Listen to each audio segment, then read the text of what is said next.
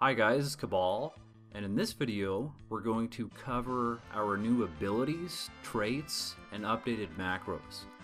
Let's start by looking at the new abilities we've received since the Unlocking the Paladin job video. We have a couple new defensive cooldowns. One of them is Awareness. This ability makes you uncrittable. It gives you a way of handling crushing blows, or you can use it during huge AoE trash pulls. We also picked up Sentinel, which reduces damage taken by 30% for 10 seconds. It has a 3-minute cooldown in a short duration, so you'll want to use this during a high damage phase. Let's take a look at a couple of new Paladin abilities we picked up. I got the Cover spell at level 35 after completing a quest. This spell redirects damage from a party member to you for 12 seconds. Here's a very useful macro that you can use. If you lose aggro, target the mob and then invoke the macro. If Provoke is off cooldown, it will taunt the mob with Provoke. Otherwise, it will cast Cover on the mob's target. Now keep in mind that you need to be pretty close for cover to work.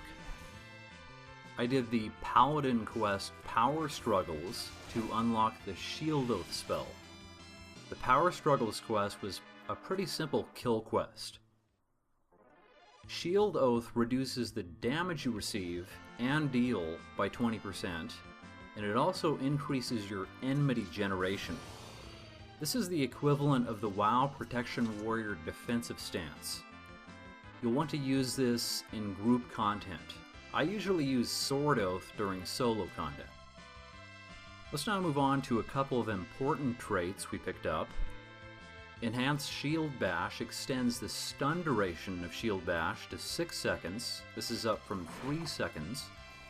This trait is really nice because you can stun a target and then cast another spell while the target remains stunned. For example, you could stun a target and then start casting Cure on yourself. It's also useful in group situations for when you've lost aggro and Provoke is on cooldown. Enhanced Rage of Halone increases the strength reduction debuff by 10%. This is up from 5%.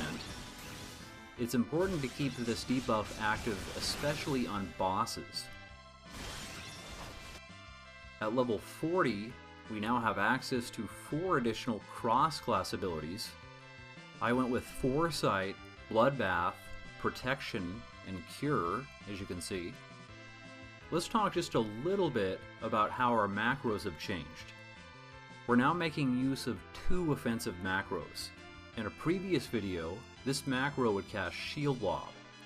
I pulled Shield Lob out of this macro because I ran into problems where the macro would sometimes cast Shield Lob on a target when I was within melee range. This is a problem when you're trying to get your Fast Blade, Savage Blade, Rage of Halone combo in, so I gave Shield Lob its own key binding. I also have a second offensive macro for Savage Blade. All this macro does is place you in auto attack when using Savage Blade. Our healing macro has changed. This macro used to include a cast of Convalescence. I've since removed this cast. Fight or Flight and Bloodbath both have 90-second cooldowns, so they're great to pair up. In my experience, the best way to self-heal as a Paladin is to cast Convalescence and then start spamming yourself with Cure. I do this a lot in dungeons. We now have 2 defensive cooldown macros. These defensive macros are broken into 2 categories: major and minor defensive cooldown macros, as you can see. Breaking our defensive abilities into 2 macros gives us greater control over them. And that wraps it up for this video. Thanks for watching.